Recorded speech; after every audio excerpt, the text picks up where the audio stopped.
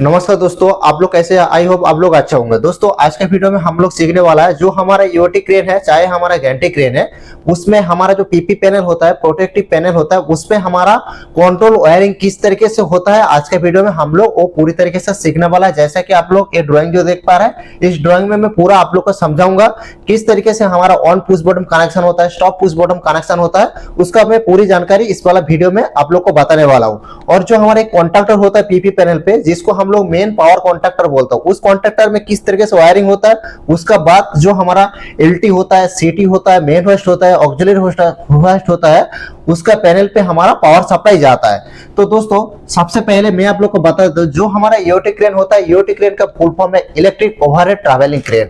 और जो हमारा गैंटी क्रेन होता है दोस्तों, वो हमारा लेग जो दो लेग रहता है उसका ऊपर क्रेन चलता है। तो दोनों में हमारा ऑलमोस्ट सेम ही कनेक्शन होता है, अलग कुछ होता नहीं है, खाली उसका देखने का जो स्ट्रक्चर होता है वो दोनों अलग होता है, लेकिन उसका जो वर्किंग है वो दोस्तों हमारा सेम होता है। इसीलिए उसका जो वायरिंग होता है, वायरिंग भी दोस्तों हमारा सेम ही होता है। तो सबसे पहले दोस्तों हमारा होता है डीएसएल लाइन। ये जो आप लोग देख पा रहे हैं, इसको हम लोग डीएसएल लाइन बोलता हूं। तो डीएसएल लाइन पे हमारा सप्लाई आता है R phase, Y phase, B phase. तो दोस्तों हमारा जो क्रेन होता है, क्रेन हमारा 3 फेज सप्लाई में चलने वाला है। मतलब हमारा जो क्रेन होता है वो हमारा 415 वोल्ट एसी सप्लाई में चलता है। ये चीज पहले आपको जान लेना पड़ेगा। उसका बाद दोस्तों एक हमारा जो पीपी पैनल होता है, पीपी पैनल पे आप लोग देखने का एक हमारा ट्रांसफार्मर होता है कंट्रोल का, और एक हमारा ट्रांसफार्मर होता है लाइटिंग का। तो दोस्तों ये दो चीज अलग अलग किसके लिए दिया गया है? तो दो चीज दोस्तों, जो हमारा कंट्रोल के जो ट्राफो होगा उसमें से लाइटिंग का कनेक्शन इसलिए नहीं दिया गया है क्योंकि लाइटिंग का जो ट्राफो है उसमें दोस्तों हमारा कंटिन्यूअस सप्लाई रहता है, तो ये कंट्रोल का साथ हम दे नहीं सकते, इसीलिए दोस्तों लाइटिंग का एक अलग से ट्रांसफार्मर दिया गया है। तो जो हमारा कंट्रोल होता है क्रेन पे दोस्तों, उसको कंट्रोल करने के लिए हम लोग क्या करता हूँ, एक सप्लाई को, मतलब हमारा 415 वोल्ट सप्लाई आ रहा है उसको कम करना पड़ता है। कम मतलब हमारा जो कॉन्टैक्टर होता है दोस्तों, कॉन्टैक्टर को पिकअप कराने के लिए कॉन्टैक्टर का अंदर एक हमारा कॉइल लगा रहता है। तो दोस्तों कॉइल जो लगा रहता है, कॉइल में एक वोल्टेज देना पड़ता है। जैसे कि हमारा 110 वोल्ट एसी सप्लाई वाला कॉइल आता है, 230 वोल्ट वाला आता है, और हमारा 415 वोल्ट वाला आता है। तो दोस्तों क्रेन पे आप लोग देखा होगा ज्यादातर हमारा 110 वोल्ट वाला जो हमारा कॉन्टैक्टर होता है, जितना सारा कॉन्टैक्टर लगा रहता है सबका 110 वोल्ट वाला होता है हमारा कंट्रोल सप्लाई। तो उसका हिसाब से दोस्तों हम इधर से पहले आर फेज वाई फेज ले लिया। उसका बाद इसमें हम 2 पोल एक एमसीबी लगाया है। ये हमारा डबल पोल एमसीबी है। तो डबल पोल दोस्तों एमसीबी लगाया। उसका बाद ये टीआर का मतलब दोस्तों हमारा ट्रांसफार्मर, जैसा कि मैं इधर लिख दिया है, पहले हमारा डबल पोल एमसीबी है, उसका बाद दोस्तों हमारा ट्रांसफार्मर, जैसा कि देख रहे हैं टीआर का मतलब हमारा ट्रांसफार्मर। दोस्तों ट्रांसफार्मर जो होता है इसमें हमारा इनपुट सप्लाई 415 वोल्ट आ रहा है, ये जो आउटपुट है, आउटपुट से हमारा 110 वोल्ट सप्लाई निकल रहा है।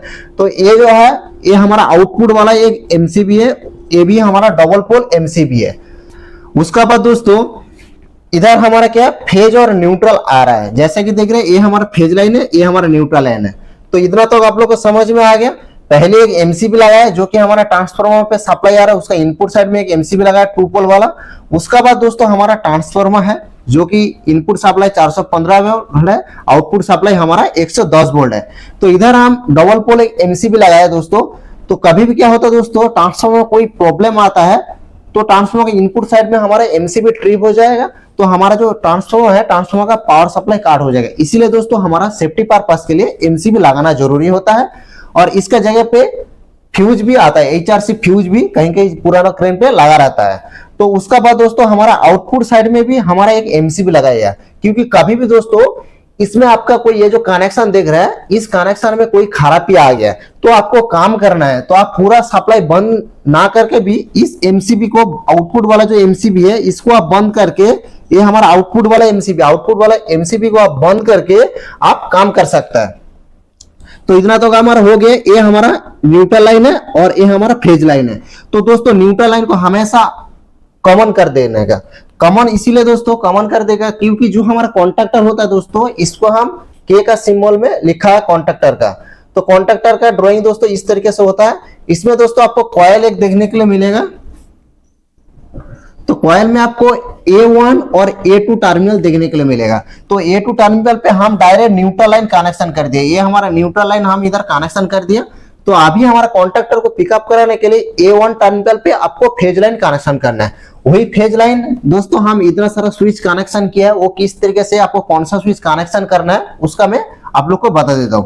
तो इधर से हमारा फेज लाइन आ रहा है। सबसे पहले दोस्तों हमारा इमरजेंसी, ES का मतलब हमारा इमरजेंसी स्टॉप, ये हमारा इमरजेंसी स्टॉप। जैसा कि आप मास्टर कंट्रोलर से भी जो क्रेन चलाएगा, उसके बाद हमारा पेंडेंट से भी आप क्रेन चलाएगा, नहीं तो हमारा रेडियो रिमोट से भी क्रेन चलाएगा, सब में आप लोग देखने का एक इमरजेंसी स्टॉप लगा रहता है। दोस्तों इमरजेंसी स्टॉप जो होता है हमारा क्रेन को बंद करने के लिए इमरजेंसी में काम आता है। तो इमरजेंसी स्टॉप का पीछे में दोस्तों हमेशा आपको एनसी वाला पॉइंट, मतलब नॉर्मली जो क्लोज वाला पॉइंट है उसमें आपको कनेक्शन करना है, और इमरजेंसी स्टॉप का पीछे में आपको एनसी कांटेक्ट होना चाहिए, मतलब नॉर्मली क्लोज पोजीशन पे होना चाहिए, तब जाके आपका सप्लाई आगे जाएगा। तो इमरजेंसी स्टॉप दोस्तों कैसे काम करता है, ये हमारा एनसी रहता है, तो इसमें से हमारा सप्लाई कंटिन्यू जा रहा है। जैसा हम इमरजेंसी को स्टॉप को प्रेस कर देगा तो ये हमारा क्या होता है, एनो हो जाता है। एनो का मतलब हमारा नॉर्मली ओपन पोजीशन। तो हमारा इमरजेंसी स्टॉप प्रेस करने से हमारा क्या होता है, क्रेन हमारा रुक जाता है। तो सबसे पहले दोस्तों आपको मेन पावर कॉन्ट्रैक्टर को पिकअप कराने के लिए, मतलब कंट्रोल को ऑन करने के लिए आपको इस तरीके से सप्लाई लेके इमरजेंसी स्टॉप में सबसे पहले आपको कनेक्शन करना है। उसके बाद इसका जो आउटपुट साइड से जो केबल जाएगा दोस्तों, ये जो आप लोग सिंबल देख रहे हैं, ये हमारा ग्रेविटी लिमिट स्विच। दोस्तों ग्रेविटी जो लिमिट स्विच होता है वो हमारा एक इमरजेंसी स्टॉप ही है। उसका पीछे में भी आप लोग जो कांटेक्ट देखेगा वो भी हमारा एनसी कांटेक्ट होता है, मतलब नॉर्मली क्लोज पोजीशन पे होता है। ये ग्रेविटी लिमिट स्विच को दोस्तों और एक नाम पे बोला जाता है, जैसा कि मैं इधर लिखा है, ये हमारा ग्रेविटी लिमिट स्विच, उसको हमारा काउंटर वेट लिमिट स्विच भी बोला जाता है। ये जो हमारा ग्रेविटी लिमिट स्विच दोस्तों ये कहां पे लगा रहता है, जैसा कि आप लोग मेन होस्ट देखा है, मेन होस्ट का जो हमारा वायर रोप होता है, वायर रोप का अंदर से एक लोड दिया जाता है, उसको ही हमारा काउंटर वेट लिमिट स्विच बोला जाता है, उसको ही हमारा ग्रेविटी लिमिट स्विच भी बोला जाता है। ये हमारा एक सेफ्टी डिवाइस है, जो कि हमारा मेन वेस्ट में जो हुक है वो पूरा ऊपर तरफ आ जाएगा, तब उसका वेट ऊपर के आ जाएगा, तो हमारा क्या होता है, ग्रेविटी लिमिट स्विच काट आउट हो जाता है, तो हमारा कंट्रोल बंद हो जाता है। ये भी दोस्तों हमारा सेफ्टी डिवाइस है। तो सबसे पहले इमरजेंसी स्टॉप कनेक्शन किया, उसके बाद हम ग्रेविटी लिमिट स्विच कनेक्शन किया। तो ये चीज आपको ध्यान रखना पड़ेगा, इमरजेंसी स्टॉप का पीछे में आपका एनसी पॉइंट होना चाहिए, नॉर्मली क्लोज पोजीशन होना चाहिए, पॉइंट होना चाहिए। उसका बाद ग्रेविटी लिमिट उसका भी पीछे हमारा दोस्तों एनसी पॉइंट होना चाहिए। तो emergency stop gravity limit switch हो गया। उसका बाद दोस्तों हमारा और एक इमरजेंसी स्टॉप, तो दोस्तों क्रेन जो होता है, चाहे हमारा ग्रैंटी क्रेन है चाहे हमारा यूटी क्रेन है, तो आप लोग देखा है जो हमारा क्रेन होता है, क्रेन का जो एंड कैरेज होता है, मतलब साइड वाला पोर्शन है, तो आप ऑपरेटर क्रेन चला रहा है तो आपको क्रेन पे चढ़ना है, नहीं तो साइड में आप काम करने के लिए जा रहे हैं, तो क्रेन को इमरजेंसी में जो एंड कैरेज होता है, एंड कैरेज के पीछे के साइड में आपको एक इमरजेंसी स्टॉप देखने को मिलता है, जो कि क्रेन को रुकने के लिए, उसको भी दोस्तों आपको कनेक्शन करना है। दोस्तों ये पूरा हमारा जो होता है दोस्तों सीरीज में कनेक्शन होता है, क्योंकि एक चीज आपका प्रॉब्लम होगा तो आपका क्रेन का जो कंट्रोल है दोस्तों वो आपका ऑन नहीं होगा, ये चीज आपको ध्यान रखना पड़ेगा। Emergency stop, gravity limit switch, और जो हमारा साइड में जो क्रेन का बॉडी में इमरजेंसी स्टॉप लगा रहता है, कहीं कहीं जगह पे इसको कॉर्नर स्विच भी बोला जाता है, मतलब इमरजेंसी के जगह पे उसमें सिलेक्टर स्विच लगा जाता है। तो सिलेक्टर स्विच के पीछे भी दोस्तों हमको एनसी पॉइंट होना चाहिए, मतलब नॉर्मली क्लोज पोजीशन में हो जाएगा, उसको ऑपरेट कर देगा तो हमारा एनो हो जाएगा। अभी आप लोग को समझ में आ गया। तो इस तरीके से इमरजेंसी स्टॉप कनेक्शन है। उसका बाद दोस्तों हमारा सप्लाई जा रहा है कहां पे, ये स्टार्ट वाला, स्टार्ट वाला मतलब क्रेन को हमारा ऑन करने के लिए, क्रेन को ऑन करने के लिए इधर स्टार्ट वाला पुश बटन है, उसमें हमारा सप्लाई जाएगा। तो स्टार्ट वाला दोस्तों जो पुश बटन है वो हमेशा दोस्तों आपका एनो होता है, मतलब नॉर्मली ओपन पोजीशन पे होता है। जैसा हम इसको प्रेस करेगा, ऑन करेगा, तो ये हमारा एनसी हो जाता है। तो हमारा सप्लाई इधर से होके ये जो कॉन्ट्रैक्टर देख रहे हैं, इस कॉन्ट्रैक्टर का A1 टर्मिनल पे हमारा सप्लाई आ जाएगा फेज लाइन, तो हमारा पावर कॉन्ट्रैक्टर दोस्तों हमारा पिकअप हो जाएगा। तो पावर कॉन्ट्रैक्टर से ही दोस्तों हमारा क्या होता है, जो LT होता है, CT होता है, मेन वॉइस होता है, सभी पैनल पे हमारा पावर डिस्ट्रीब्यूशन होता है, जैसे कि देख रहे हैं R phase, Y phase, B phase.